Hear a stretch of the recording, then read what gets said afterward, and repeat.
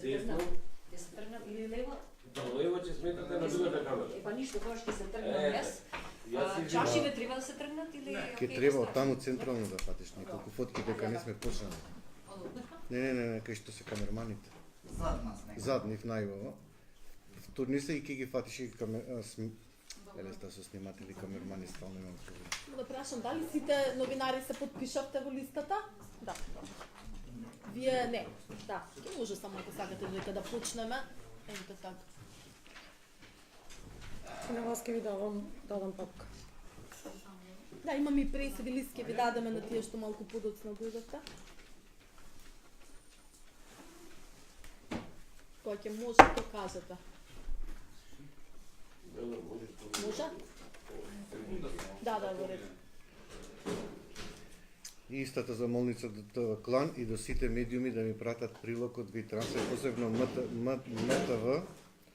Имаме проблем за прилозите, бидејќи на Play не можеме да ги симнеме. Да, во останавте. Ајде. Да. Здраво. Почекам уште неколку минути, па мам да се поставите.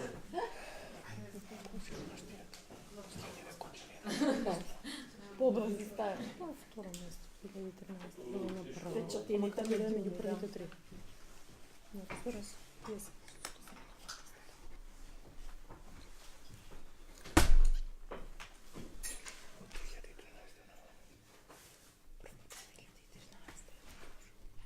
Може? Момци. Да. Добар ден на сите и добре дојдовте на пресконференцијата на која што ќе го представиме годишниот извештај од работата на СОС телефонот и СОС службата при детската амбасада во првата детска амбасада во светот Меѓаш. На оваа пресконференција ќе ги презентираме генералните согледувања од работата на СОС телефонот, кој што ние како организација го користиме како показател за каква е состојбата со правата на децата во Македонија. По тој повод на оваа пресконференција ќе се обратат магистар Драги Змјанац, председател и основач на детската амбасада Меѓаши, кој што ќе се осврне на генералните согледувања и заклучоци, односно ќе ги подвлече најкарактеристичните податоци кои што ги имаме добиено од дојавите на СОС телефонот за 2018 година и колешката Јана Зинговска, која што е психолог и координатор на овој телефон, ќе се осврне подетално на методологијата и начинот на кој што се собирани овие податоци. Токму затоа го повикувам господин Драги Змјанац, основач и председател на детската амбасада Меѓаши, да се осврне на генералните заклучоци во работата на телефонот. Благодарам. Оно што е најважно и најкарактеристично е дека досега на СОС телефонот си имаат за овие 26 години, колку што постои, октомври 1993 година, јавено или дојавувано 20.742 деца, родители, најблиски и соседи.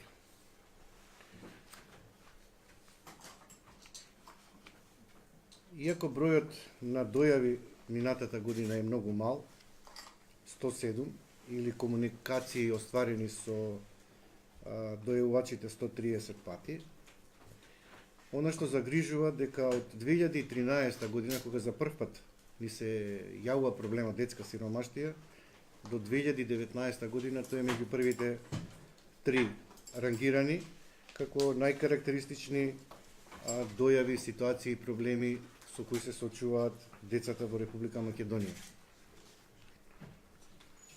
За жал мора да констатираме дека од вкупните регистрирани дојави во изминатата 2018 година, над 30% од дојавувачите се пожалиле, изразиле загриженост за својата екзистенција, за својот живот, биле поврзани со детската сиромаштија. Детската сиромаштија која директно ги погодува најранливите децата, кои се исклучени од образование, чиј труд се злоупотребува, деца кои се жртви на трговија, детска проституција, питачење и други најлоши форми на злоупотреба на детскиот труд. Република Македонија ја има подпишана Конвенцијата за правата на детето и меѓународната и Конвенцијата 182 од Меѓународната организација на трудот, каде што се има заветено и гарантирано за достоен детски живот и ги повикуваме државните институции, бидејќи кога отсуствува грижата и капацитетот на родител, а во услови на сиромаштија ни родителите не можат најсоодветно да се снајдат, државата е таа која треба да им помогне. А помагањето е многу едноставно. Овие деца треба во раниот детски развој да се вклучат во градинка, да добијат бенефиции од страна на државата, да стекнат други животни навики, да не бидат дискриминирани по социјалниот статус, да им се обезбедат топли обувки, облека, храна и на тој начин ќе имаме помалку едно дете на улица и на време ќе може да се работи со овие деца за да можат да стигнат и до задолжителното основно образование. Значи да не дозволиме нивна регрутација како деца питачи или пак деца чиј труд се злоупотребува. Што повеќе децата се вклучат во образованието, толку имаме поголема шанса да ја намалиме детската сиромаштија и да ставиме крај на трансгенерацијскиот начин на обезбедување на екзистенција. Вториот проблем со кој се соочуваме, кој исто така е меѓу првите 5 во изминатите години, е семејното насилство, каде што најчесто децата се директни и индиректни жртви на меѓусебните физички, психички и други препирки меѓу брачните партнери. Трет по важност и најкарактеристичен како проблем со кој се соочуваат децата се бракоразводните постапки. Имено знаете дека нашиот став е дека кога се разведуваат родителите, не се разведуваат и родителите, туку родителството е обврска до крајот на животот. Ние ја поддржуваме иницијативата за заедничко и одговорно родителство и по развод и благодариме што и претениците и собранието ни дада поддршка за оваа иницијатива и се надеваме дека ќе има измени во Законот за семејство, каде што стартните позиции на двата родители ќе бидат еднакви и ќе можат квалитетно да остваруваат еднакво родителство и по развод. И последната најкарактеристична појава, за жал имавме неколку случаеви на меѓуврстнички тепачки и насилство во основните и средни училишта, е меѓуврстничкото насилство, така наречен булинг, каде што офаќа и психичко насилство, каде што офаќа и физичко насилство, но каде што офаќа и сајбер насилство. Меѓуврстничкото насилство е многу важно да го препознаат и родителите, и наставниците, и децата.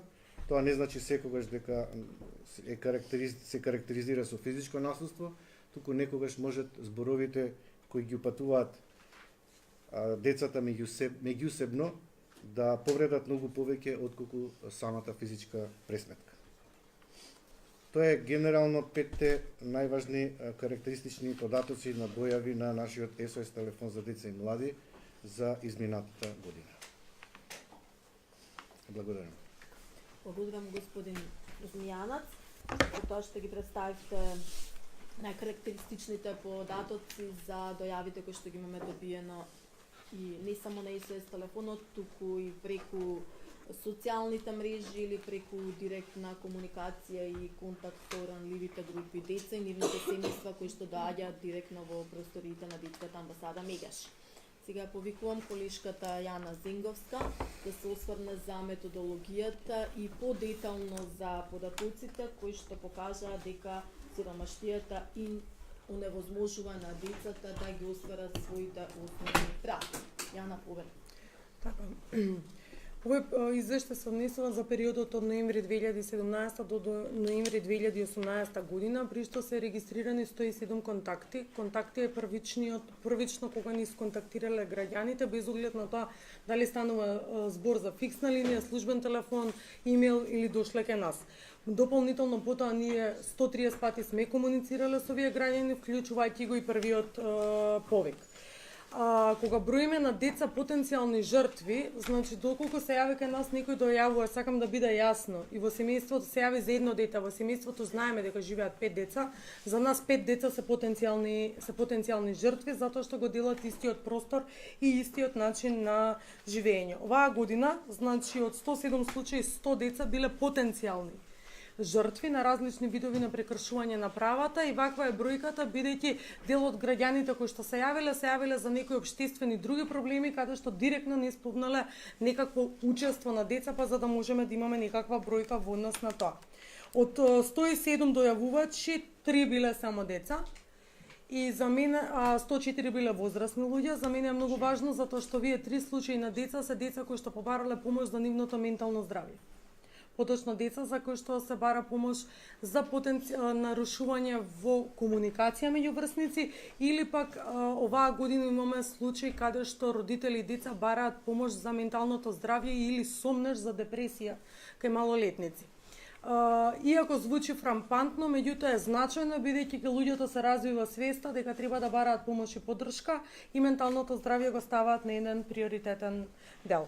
Во однос на сиромаштијата, 30 деца од вкупно 100 деца, родителите се пожалиле дека се жртви на сиромаштија. Станува збор за меѓудетни семејства, станува збор за семејства во социјален ризик, станува збор за семејства кои што дошле овдека директно кај нас и кои што користат веќе некакви услуги од системот на социјална заштита, не само од детската амбасада Медјаши, туку користат и од државниот систем на социјална заштита и од други хуманитарни организации. На овие семејства им е неопходна помош и поддршка во однос на ресоцијализација, во однос на прифаќање, во однос на тоа да излезат од системот на побезбедно од системот на социјална заштита, за да можат нивните деца да ги остваруваат понатака правата. Семејното насилство се 13 деца, за семејно насилство не се јавуваат децата, најчесто се јавуваат соседи или роднини. Станува збор се помалку за физичко насилство, туку за психолошко насилство од страна на родителите. Ако ги видите овие податоци, ќе видите дека податоците, иако, како што кажа господин Змијанац, се малку, се значајни и за мене не се малку, затоа што кореспондираат со информациите кои што доаѓаат и од други институции.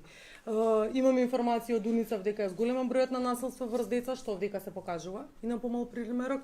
Имаме информации на државно ниво дека има детска сиромаштија, што и овдека се покажува. Сакам да кажам дека сите информации кои што ги добиваме на државно ниво, без оглед на тоа дали потекнуваат од граѓански сектор или од државни институции, идат во насока. Сите во таа насока дека треба да им обезбедиме сите заедно помош и поддршка на децата и дека треба активно да учествуваме во намалувањето на детската сиромаштија.